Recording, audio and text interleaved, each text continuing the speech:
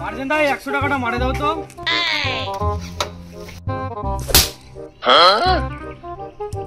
এটা কি করলে? কেন তুই তো বলে মেরে দে। ওরে ভাই 100 টাকাটা আমাকে মেরে দাও।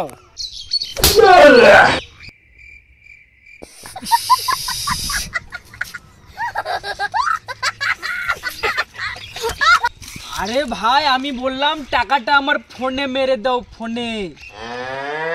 তো ঠিক আছে ফোনটা বের কর। अभी मजा आएगा ना भिड़ो।